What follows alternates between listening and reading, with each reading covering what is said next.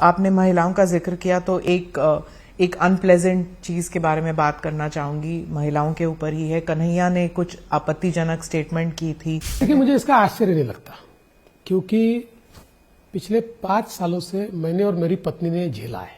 उन्होंने कहा कि जब आप धर्म युद्ध की बात करते हैं तो आपकी धर्म पत्नी रील्स बनाती हैं। जिस प्रकार का व्यवहार इन्होंने किया है, जिस प्रकार से मेरी पत्नी के मीम्स बनाना, उसके बारे में गंदी गंदी बातें लिखना, ये सारी चीजें शर्म आनी चाहिए। चुल्लू भर पानी में डूब मरना चाहिए। अरे लड़ना है तो सामने से लड़ो। इन्होंने मेरी सारी तफ्तीश कर ली, लेकिन मेरे खिलाफ इनको कुछ नहीं मिला। जब कुछ नहीं मिला तो उन्होंने मुझ पर पर्सनल अटैक चालू किए। मेरे पत्नी के खिलाफ इनकी ट्रोल आर्मी जिस प्रकार के आरोप करती है, कोई सभ्य व्यक्ति देखे तो शर्मिंदगी महसूस करे। आपने महिलाओं का जिक्र किया तो एक अनप्लेजेंट चीज के बारे में बात करना चाहूंगी। महिलाओं के ऊपर ही है। कन्हैया ने कुछ आपत्तिजनक स्टेटमेंट की थी। उन्होंने कहा कि जब आप धर्म युद्ध की बात करते हैं तो आपकी धर्म पत्नी रील्स बनाती हैं। तो आपको लगता है कि एक पर्सनालिटी पॉलिटिक्स कुछ ज्यादा ही हो गया? देखिए, मुझे इसका आश्चर्य नहीं लगता, क्योंकि पिछले 5 सालों से मैंने और मेरी पत्नी ने झेला है। 5 सालों से देखिए, ये मेरे खिलाफ कुछ नहीं निकाल पाए। सारी मेरे खिलाफ एजेंसियां लगा दी। मेरे बाल से लेकर नखून तक इन्होंने मेरी सारी तफ्तीश कर ली, लेकिन मेरे खिलाफ इनको कुछ नहीं मिला। जब कुछ नहीं मिला तो उन्होंने मुझ पर पर्सनल अटैक चालू किए। मेरे पत्नी के खिलाफ इनकी ट्रोल आर्मी जिस प्रकार के आरोप करती है, कोई सभ्य व्यक्ति देखे तो शर्मिंदगी महसूस करे। लेकिन मैंने मेरी पत्नी को भी बोला, हम राजनीति में हैं, हमारे लिए पेशेंस इज अ वर्च्यू, संयम रखना होगा। आप संयम के साथ रहिए।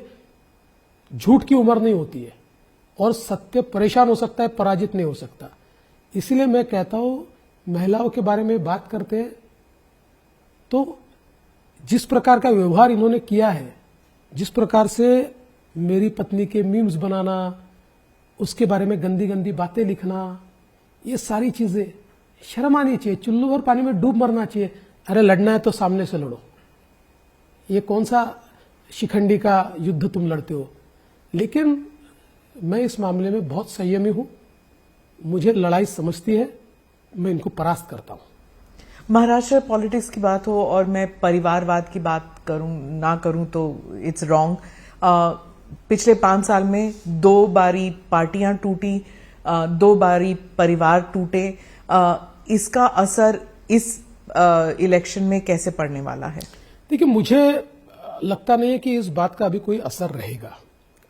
पहली बात तो यह है कि महाराष्ट्र में पार्टियां तोड़ने का, जोड़ने का, फिर तोड़ने का, परिवार तोड़ने का, जोड़ने का, फिर तोड़ने का, इसके महारथी अगर कोई है तो शरद पवार जी है। 1978 से लेकर लगातार पवार साहब ने कितनी पार्टियां तोड़ी और कितने परिवार तोड़े, इसकी लिस्ट अगर हम निकालें तो उनको हमें पार्टी तोड़ने का और परिवार तोड़ने का भीष्म पितामह कहना पड़ेगा। भीष्म पितामह ये एक सेंस, अलग सेंस है। भीष्म पितामह बहुत बड़े व्यक्ति थे, लेकिन ऐसा कहना पड़ेगा। लेकिन ये जो 2 पार्टियां हमारे यहां टूटी, उन्होंने नैरेटिव बनाने की कोशिश की कि बीजेपी ने तोड़ी, लेकिन लोगों को अब सच पता है।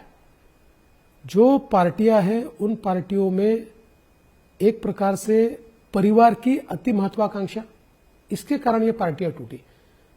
उद्धव जी मुख्यमंत्री बनना चाहते थे, इसलिए हमसे नाता तोड़ा। मुख्यमंत्री बनने के बाद आदित्य को सामने लाना चाहते थे, तो उन्होंने एक प्रकार से एकनाथ शिंदे जी को सफोकेट किया, उनकी राजनीति को समाप्त करने की कोशिश की। तो एकनाथ शिंदे जैसा व्यक्ति, जमीन से जुड़ा हुआ व्यक्ति, उसके पास कोई चारा नहीं बचा, उनको बाहर आना पड़ा।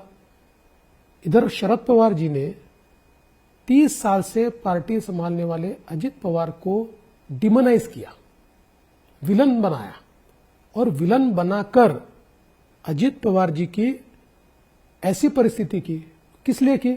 सुप्रिया ताई को बनाना चाहते थे मुख्यमंत्री, सुप्रिया ताई को नेतृत्व देना चाहते थे। और उसके कारण अजित पवार के पास कोई चारा नहीं था, वो बाहर निकले। तो ये जो व्यक्तिगत महत्वाकांक्षा है, ये जो परिवार का झगड़ा है, इसके कारण ये पार्टियां टूटी है। तो लोग ये समझते हैं, इसलिए इसका कोई फायदा नहीं मिलेगा। If you like this video, then like, share and subscribe to ET Now.